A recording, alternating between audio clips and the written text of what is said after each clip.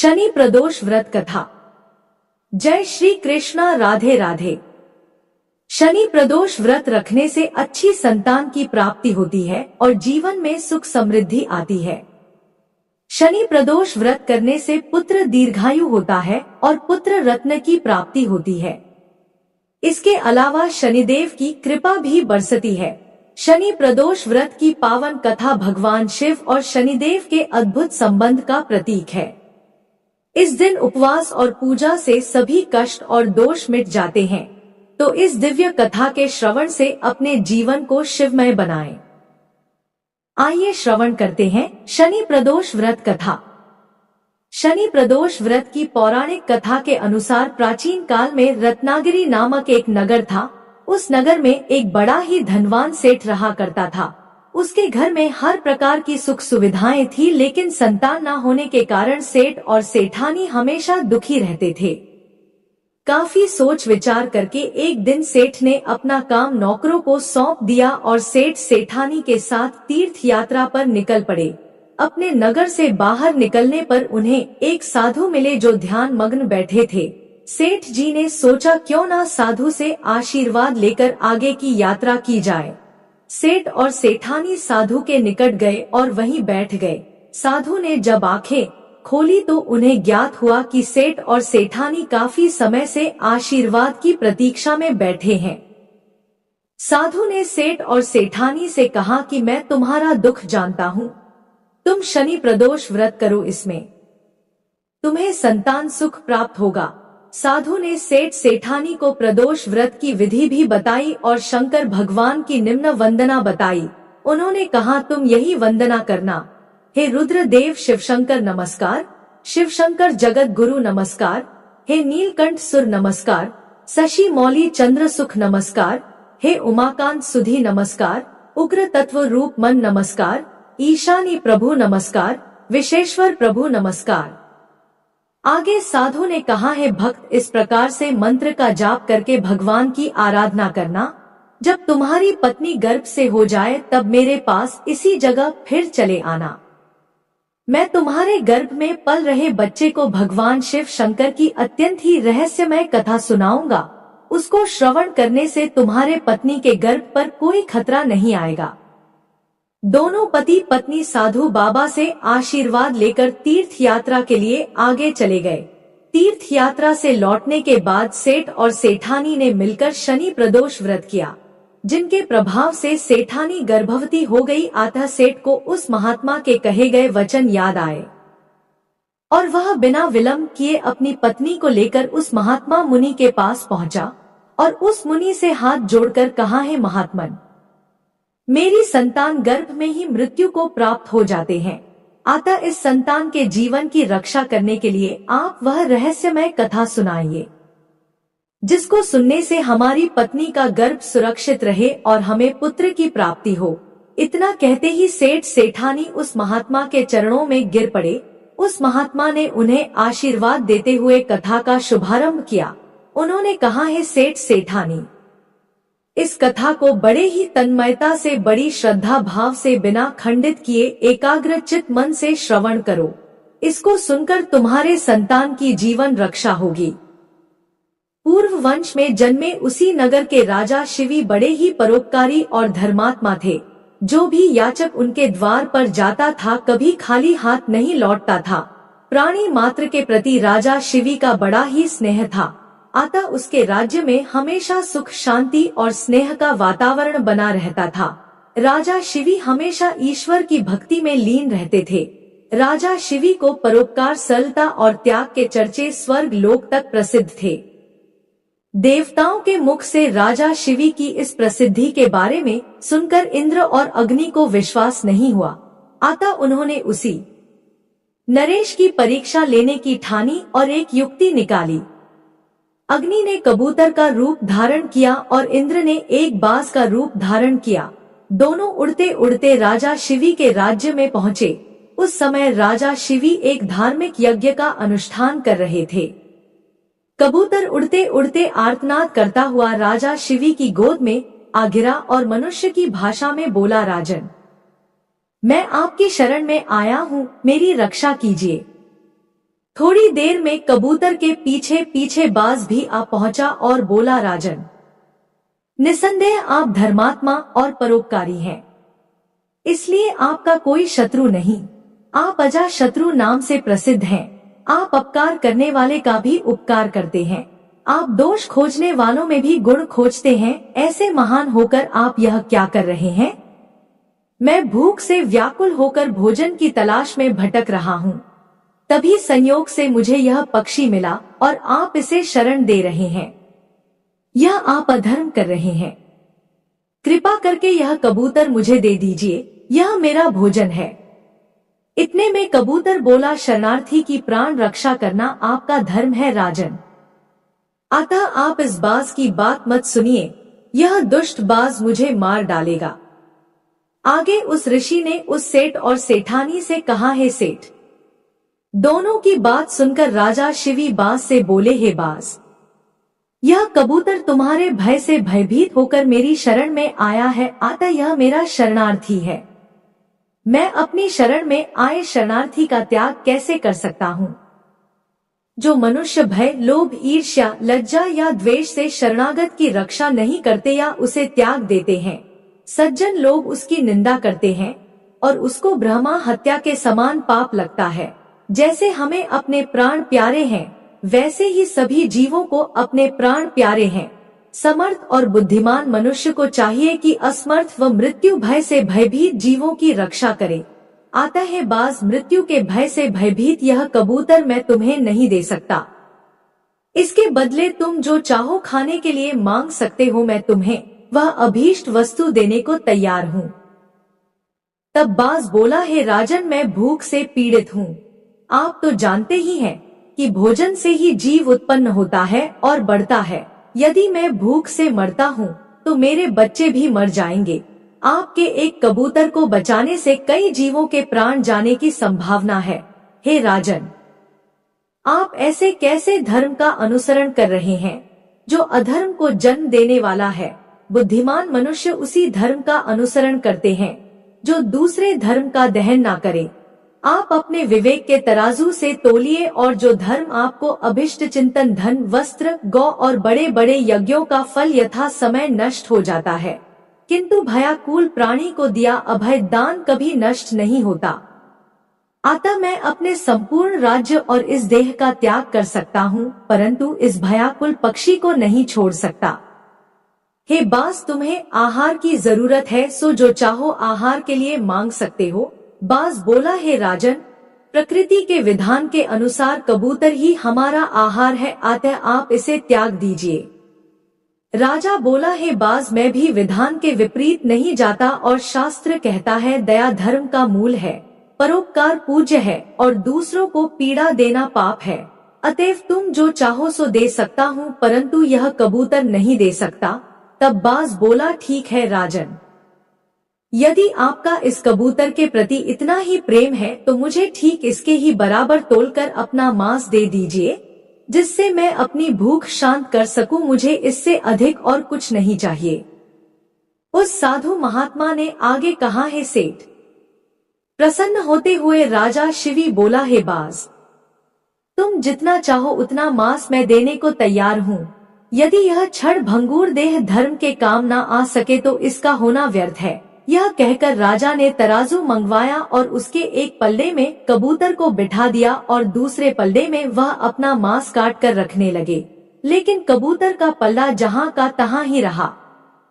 तब अंत में राजा शिवी स्वयं उस पल्ले में बैठ गए और बोले, हे बाज, यह ले लो, मैं तुम्हारा आहार तुम्हारे सामने बैठा हूँ।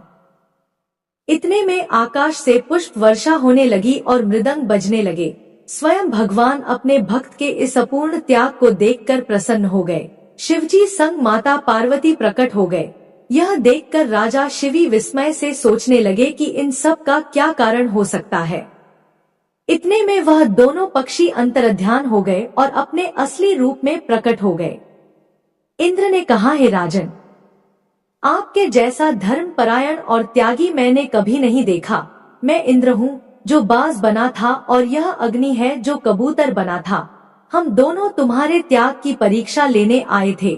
हे राजन, ऐसे मनुष्य विरले ही होते हैं जो दूसरों के उपकार के लिए अपने प्राणों का मोह भी ना करे।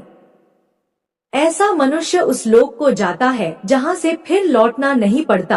अपना पेट पालने के लिए तो पशु भी जीते हैं, किंतु अभिनंदनीय तो वही मनुष्य है जो दूसरों के हित के लिए जीता है। इतना कहकर इंद्र और अग्नि स्वर्ग को चले गए। हे सेठ और सेठानी, राजा शिवी ने अपना यज्ञ पूरा किया और कई वर्ष तक पृथ्वी का राज्य भोगने के बाद परम पद को प्राप्त हुए। इतनी कथा समाप्त करने के बाद आगे उस साधु ने कहा, है सेठ और सेठानी, तुम्हें इस कथा का रहस्य बताता हूँ। तुम्हारा पुत्र पिछले जन्म में बहुत बड़ा धनवान सेठ था।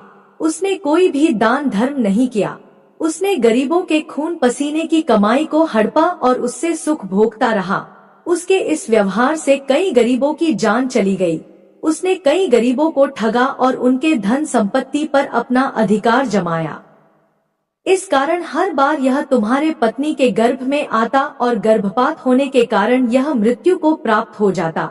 इसकी मृत्यु इसकी माता के कोख में ही हो जाती। अतः इस परम दान और दयाशीलता की कथा को सुनने के बाद तुम्हारा पुत्र जो तुम्हारी पत्नी के गर्भ में है, वह मृत्यु को नहीं ही प्राप्त होगा। अब उसने भी दया तथा परोपकार का पाठ सुन लिया है। भगवान भोलेनाथ की कृपा से तुम्हारा पुत्र दीर्घ आयु होगा और संसार में यश बढ़ाने वाला होगा। यह दयावान होगा और तुम्हारे कुल का नाम रोशन करेगा। जो मनुष्य इस कथा को सुनता है उसका हृदय परिवर्तन होता है तथा उस पर भगवान शिव शंकर माता पार्वती की कृपा सदा सर्वदा बनी रहती है। इतना कहने के बाद मुनि अपने ध्यान में मग्न हो गए और वह सेठ सेठानी मुनि को नमस्कार करते हुए अपने घर की तरफ चले गए। कुछ महीने व्यतीत होने के बाद उस सेठ को एक पुत्र रत्न की प्राप्ति हुई। वह सेठ अपने पुत्र सहित परिवार के साथ आनंद पूर्वक रहने लगा। उसका उद्धार हो गया। तो बोलिए शिव शंकर भगवान की जय। प्रिय श्रोताओं, आज शनिवार का दिन होने के कारण आइए अब श्रवण करते हैं सभी रोग तथा दरिद्रता को नष्ट करने वाले भगवान शनि देव की कथा। नर्मदा नदी के किनारे एक गांव में बहुत ही बड़े साहूकार का परिवार निवास करता था। साहूकार की मृत्यु हो चुकी थी। घर में साहूकारनी और उसके 2 बेटे थे। एक बड़ी बहू थी। साहूकारनी का छोटा बेटा मानसिक रोग से ग्रस्त था और उसकी मानसिक स्थिति ठीक नहीं थी। साहूकारनी की बड़ी बहू तारा को विवाह के कई वर्ष बीत गए थे, लेकिन उसे संतान नहीं हुई थी।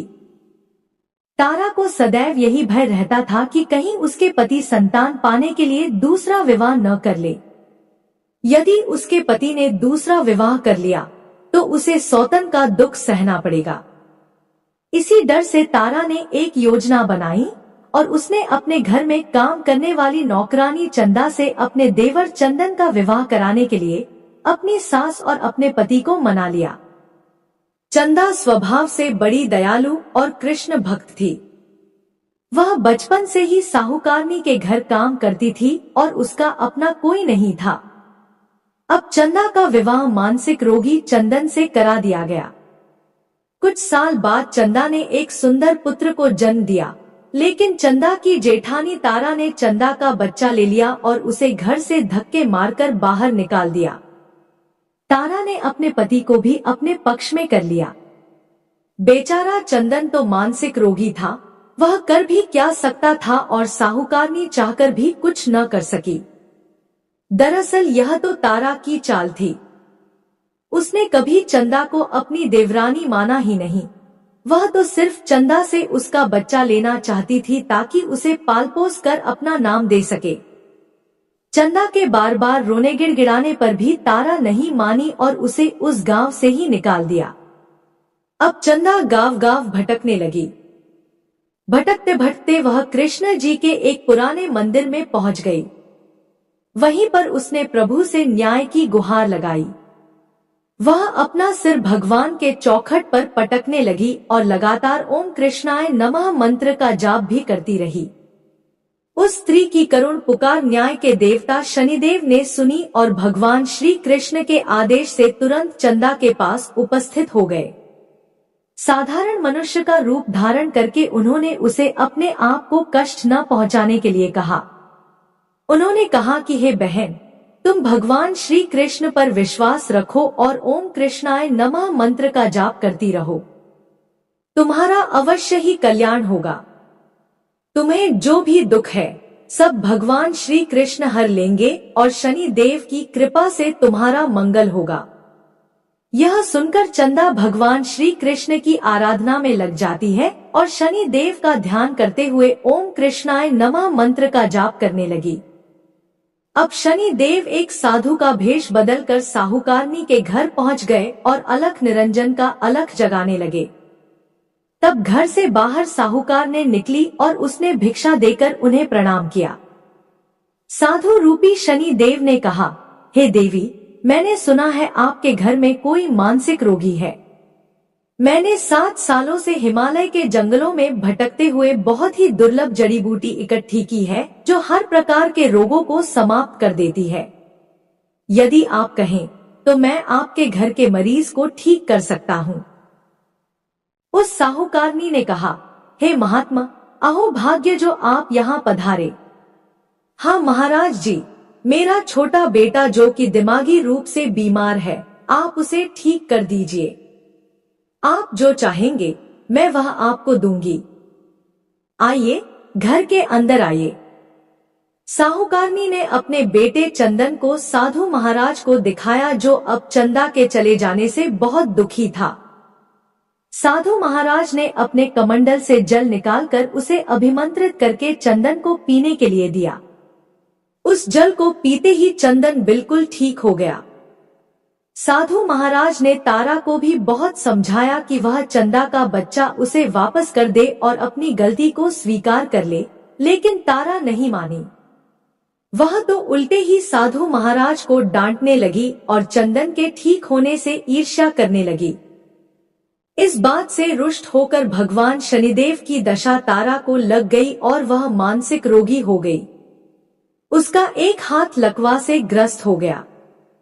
साधु महात्मा के बताए अनुसार चंदन अपनी पत्नी चंदा को घर ले आया और अपनी पत्नी, बच्चे और माँ के साथ हंसी खुशी जीवन व्यतीत करने लगा। तारा को शनि देव ने उसके कर्मों का फल दिया और चंदा के सिर्फ ओम कृष्णाय नमः मंत्र का जाप करने से उस पर कृपा बरसाई। उसका बच्चा, पति और परिवार वापस मिल गया। उसका पति स्वस्थ हो गया। जय शनिदेव, जय जय शनिदेव, ओम नमः शिवाय। अब आइए सुनते हैं असीम आनंद और सुख संपदा देने वाली भगवान शिव की कथा को। एक नगर में भगवान शिव का एक भव्य मंदिर था जहां हर वर्ष दूर दूर से भक्तजन शिव जी के दर्शन के लिए आते थे। उस समय प्रदोष का व्रत था। दूर दूर से भक्त जल लेकर भगवान को जलाभिषेक कराने आए हुए थे। मंदिर का परिसर भक्तों की भीड़ से भरा हुआ था। तभी अचानक आकाश में बिजलियां चमकी और सोने का एक थाल उतरा। उसी के साथ एक भविष्यवाणी भी हुई कि जो कोई भगवान शंकर का सच्चा भक्त और प्रेमी होगा उसी को यह थाल मिलेगा। मंदिर के परिसर में उपस्थित सभी लोगों ने यह भविष्यवाणी सुनी। धीरे धीरे सभी इकट्ठे हो गए। जो लोग मंदिर की व्यवस्था देख रहे थे उन्हें पूरा विश्वास था कि यह थाल हमें ही मिलेगा। इसीलिए वे सबसे आगे आकर खड़े हो गए। सबसे पहले एक पंडित जी आए और बोले, देखिए भाइयों, मैं प्रतिदिन महादेव जी का अभिषेक करता हूँ। अतः मैं ही भोलेनाथ का सबसे निकटवर्ती प्रेमी और भक्त हूँ। इसीलिए थाल मुझे मिलना चाहिए। इतना कहकर पंडित जी ने थाल उठाया। जैसे ही पंडित जी ने थाल उठाया, थाल पीतल का हो गया। यह देखकर पंडित जी बड़े लज्जित हुए। उन्होंने थाल यथास्थान पर रखा और वहां से निकल गए। इसी प्रकार वहां उपस्थित सभी पंडितों ने खुद को आजमाया, लेकिन शायद उनमें से कोई भी सच्चा भक्त नहीं था। उन्हें भी थाल यथास्थान पर रखकर चले जाना पड़ा। इसके बाद उस नगर के राजा का आगमन हुआ। राजा साहब आगे आए और बोले, हे प्रजाजनों, मैंने महादेव के मंदिर में बड़ी भारी दान दक्षिणा की है, इसीलिए यह थाल मुझे ही मिलना चाहिए। इतना कहकर राजा आगे बढ़े और थाल उठाया। जैसे ही राजा ने थाल उठाया, थाल तांबे का हो गया। यह देखकर महाराज भी बड़े लज्जित हुए और थाल यथास्थान पर रखकर एक तरफ खड़े हो गए। इसके बाद इसी तरह एक एक करके दानी महात्मा और भक्त पधारे। थाल उठाया, लेकिन किसी के हाथ में कुछ और किसी के हाथ में कुछ और हो गया, लेकिन सोने का नहीं रहा। तब लोगों को पता चला कि हम में से कोई भी महादेव का सच्चा भक्त नहीं है। उसी समय एक किसान का आगमन हुआ। वह बेचारा महीनों बाद आज प्रदोष व्रत के शुभ अवसर पर शिवजी के दर्शन करने आया था। गरीबी और गृहस्थी के बोझ से दबा दिन रात खेतों में मेहनत मजदूरी करके अपना और अपने परिवार का गुजारा करता था। अभी रास्ते में आ ही रहा था कि कोई भिखारी मिल गया और कुछ खाने को मांगने लगा। इस किसान को दया आ गई। अपने खाने के लिए जो खाना लाया था वह उसने उस भिखारी को दे दिया। थाल के बारे में इसने भी सुना था, लेकिन इसने उस ओर कोई ध्यान नहीं दिया। सीधा मंदिर में गया और महादेव का पूजन करके बाहर आ गया। परिक्रमा करके जाने को हुआ, तभी पीछे से एक व्यक्ति बोला, अरे ओ भाई, तुम भी थाल को उठाकर देख लो। हो सकता है तुम ही वह सच्चे भक्त हो जिसके लिए यह थाल आया है। किसान को लगा कि वह व्यक्ति उसका मजाक बना रहा है। किसान ने हंसते हुए कहा, भाई मैं तो कभी कोई पूजा पाठ नहीं करता, महीने में एक बार मंदिर आ जाता हूँ, मैं काहे का सच्चा भक्त। वह आदमी बोला, भाई हम तो देख चुके हैं, हमारी भक्ति तो 2 कौड़ी की भी नहीं है। अब तुम ही अपना हाथ लगाकर देख लो। सोने का थाल मिले न मिले, किंतु पता तो चल जाएगा कि तुम्हारी भक्ति में कितनी सच्चाई है। लोगों के बहुत ही आग्रह करने पर आखिर उस भोले भाले किसान ने जाकर थाल उठा लिया। जैसे ही उसने थाल उठाया, लोगों के आश्चर्य का ठिकाना न रहा। सोने का थाल रोशनी से चमकने लगा। यह देखकर सब लोगों में खुशियों की लहर दौड़ गई। सभी लोग उसके जयकारे लगाने लगे और पूछने लगे, भाई तुम ही सच्चे भक्त हो, अब हमें भी बता दो कि कैसी भक्ति करते हो जिससे महादेव तुमसे इतने प्रसन्न है। तो किसान बोला, भाई मैं कोई भक्ति नहीं करता, मैं केवल दिन भर खेतों में काम करता हूँ और थोड़ा समय निकालकर जरूरतमंद लोगों की मदद करता हूँ। इसके अलावा भगवान भोलेनाथ का मन ही मन ध्यान कर लेता हूँ और कोई विशेष कार्य नहीं करता। लोग पूछने लगे, तुम लोगों की मदद क्यों करते हो? हंसते हुए किसान बोला, सुकून दूसरों के चेहरे पर मुस्कान देखकर मुझे जो आनंद और खुशी होती है उसे मैं शब्दों में बयान नहीं कर सकता। शायद यही कारण है कि महादेव मुझसे खुश हैं। इसलिए हमेशा याद रखें, सत्कर्म का आरंभ भी आनंद से होता है और अंत भी आनंददायक होता है। दुष्कर्म का आरंभ भी दुख से होता है और अंत भी दुखदायक होता है। आप सैकड़ों मील की यात्रा करके भी दूसरों का दिल दुखाते हैं, तो आपकी वह तपस्या, साधना और महादेव का दर्शन धूल के बराबर है। तो एक बार प्रेम से बोलिए, हे भोलेनाथ, जैसे आपने उस किसान पर कृपा दृष्टि बरसाई, वैसे अपने सभी भक्तों का कल्याण करना, सबकी गरीबी दरिद्रता दूर करना, उन्हें मोक्ष देना। हर हर महादेव। अगर आपको यह वीडियो पसंद आई है तो हमारे चैनल को सब्सक्राइब करें। धन्यवाद।